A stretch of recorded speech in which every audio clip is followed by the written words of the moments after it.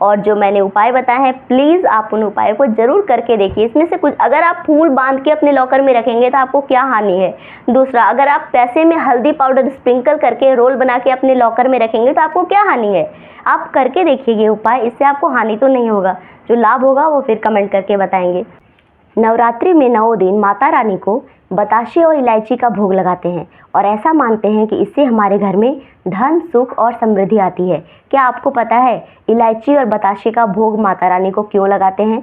बताशे का सफ़ेद रंग शुक्र को रिप्रेजेंट करता है और इलायची शुक्र को मजबूत करता है। जब हम माता रानी को बताशा और इलायची चढ़ाते हैं तो इससे हमारा शुक्र मजबूत हो जाता है, एक्टिवेट होकर हमारे घर में धन, सुख, समृद्धि, खुशहाली लाता है। इसलिए हम लोग हर नवरात्रि माता रानी को बताशे और इलायची का भोग लगाते हैं। तो लगाते रहिए माता रानी को बताशे और इलायची का भोग और अपने घर में धन, सुख, समृद्धि भरते रहिए।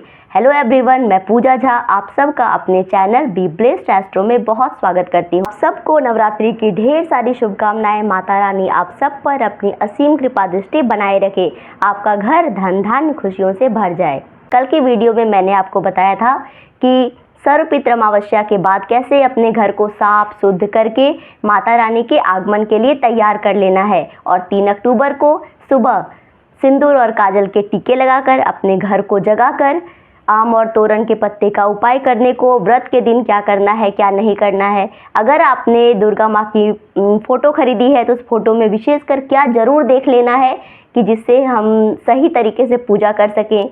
और इसके साथ ही एक मैंने आपको गुरुवार 3 अक्टूबर के दिन किए जाने वाला नोट पर हल्दी पाउडर स्प्रिंकल करने का एक ज्योतिष उपाय बताया था, जिससे हमारे घर में धन समृद्धि भरी रहे। आशा करती हूँ कि वो वीडियो आपने ज़रूर देखी होगी और उसका लाभ उठाया होगा। तो आज हम लोग एक नए वीडियो के साथ हैं और जहाँ हम लोग ये जानेंगे कि बहुत कन्फ्यूज़न चल रहा है, अष्टमी कब है, नवमी दशमी कब है, कब पारण करना है। अगर हम लोग नवरात्र का व्रत रखते हैं तो सबको पता है कि 3 अक्टूबर से व्रत प्रारंभ हो जा रहा है।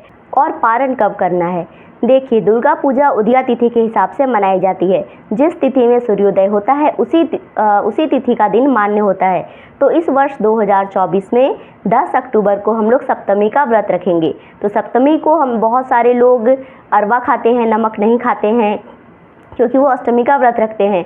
तो उन लोगों को ये बिल्कुल कन्फ्यूजन नहीं होना चाहिए और ये बिल्कुल पता होना चाहिए। मैंने भी अपने आसपास बहुत सारे पंडित जी लोगों से पूछा है। हमारे तरफ लोग 11 अक्टूबर को अष्टमी का व्रत रख रहे हैं और 10 अक्टूबर को सप्तमी मना रहे हैं, मतलब अरवा खा रहे हैं, नमक नहीं खाते हैं उस दिन। इसके साथ ही बहुत लोग त्रिरात्रि करते हैं, तो षष्ठी, सप्तमी और अष्टमी। तो षष्ठी इस बार 9 अक्टूबर को होगी और 10 अक्टूबर को सप्तमी रखेंगे और 11 अक्टूबर को अष्टमी का व्रत होगा। तो अष्टमी में हम लोग रात्रि में माँ दुर्गा की विधि विधान से पूजा करते हैं, इसीलिए अष्टमी का व्रत बहुत खास होता है। अष्टमी के दिन किए जाने वाले सारे उपाय बहुत फलीभूत होते हैं। अष्टमी का दिन बहुत अच्छा होता है, जो भी दुर्गा माँ से मांगना है मांग लीजिए। और 12 अक्टूबर को नवमी मनाई जाएगी।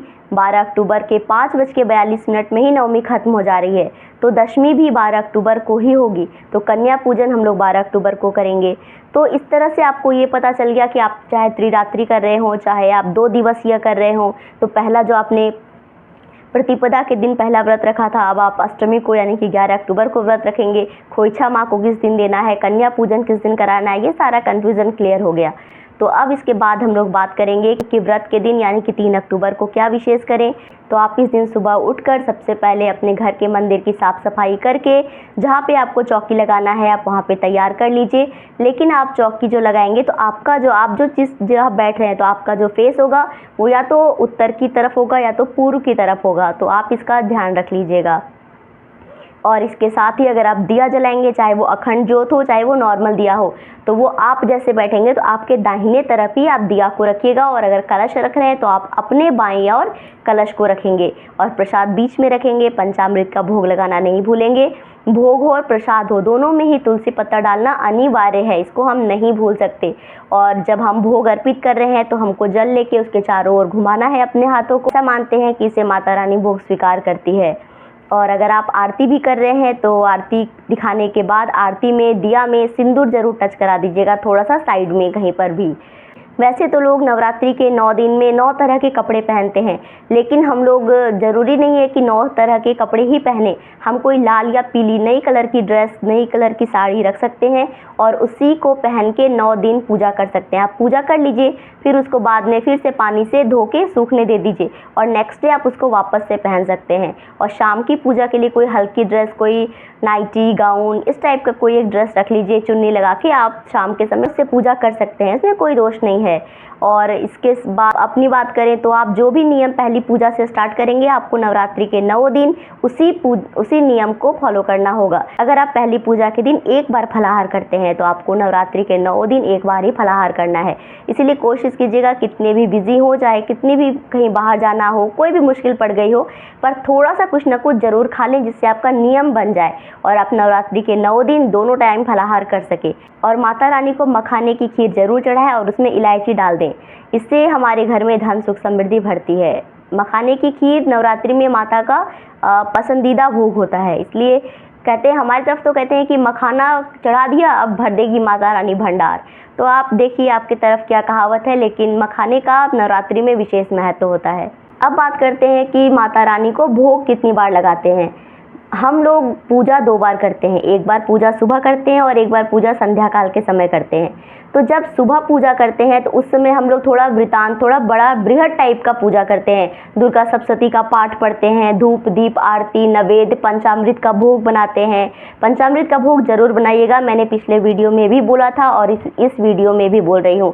पंचामृत चढ़ाने से अकाल मृत्यु हट जाती है।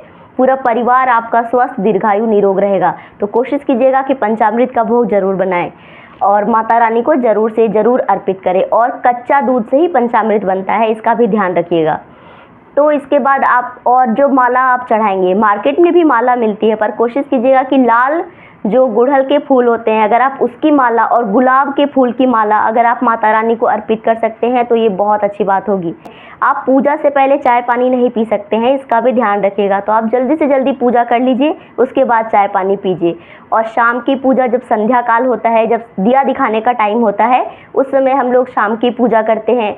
तो उस समय भी आपको धूप दीप जलाना है। अगर आपने अखंड दिया नहीं जलाया है तो आप उस समय दिया जलाइए, धूप दीप दिखाइए, माता रानी के समक्ष आरती कीजिए, उनको फिर से भोग लगाइए।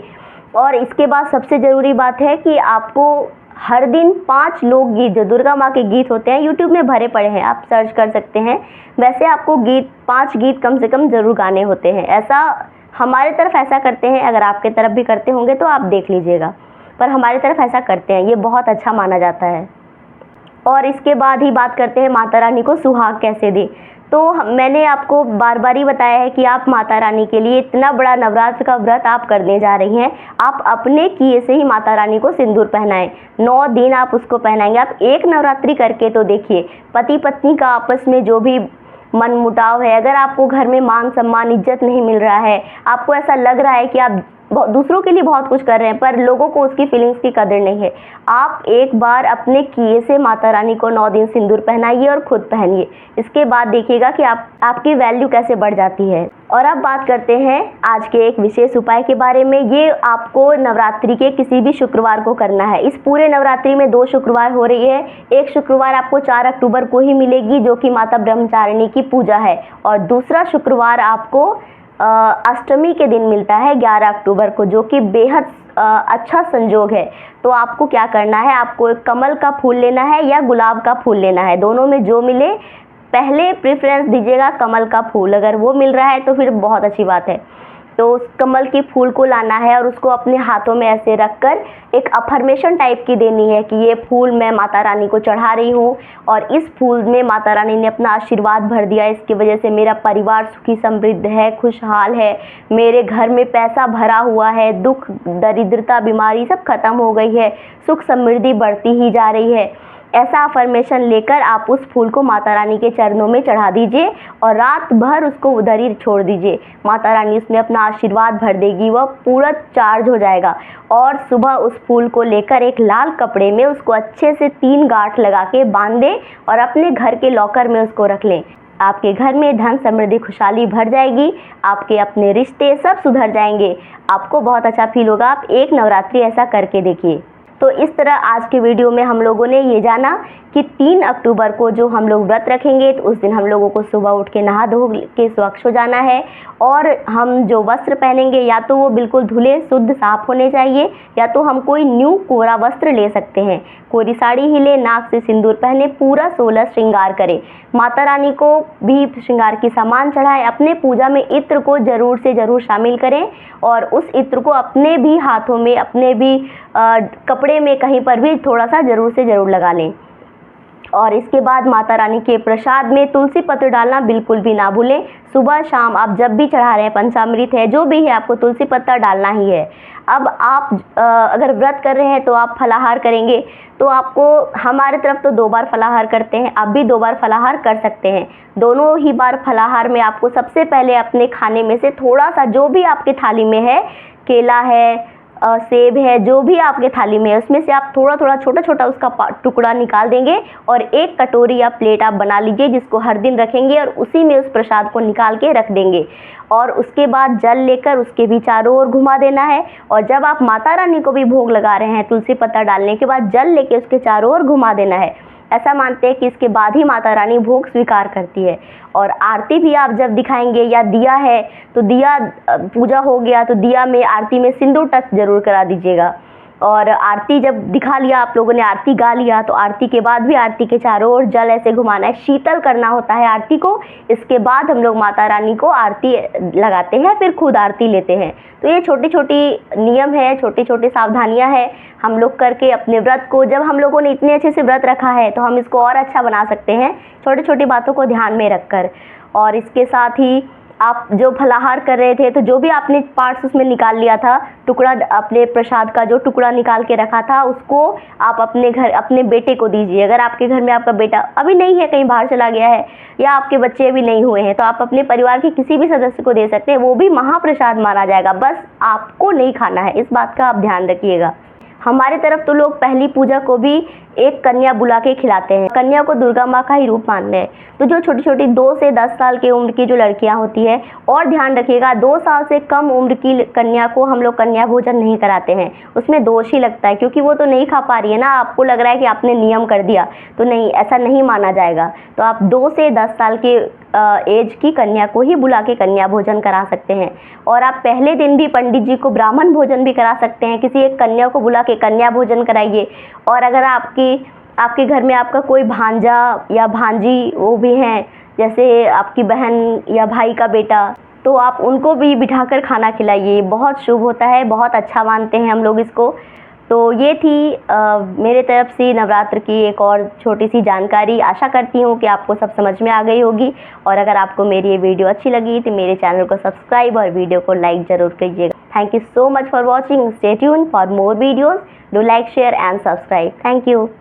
स्वस्थ रहिए, खुश रहिए, मस्त रहिए।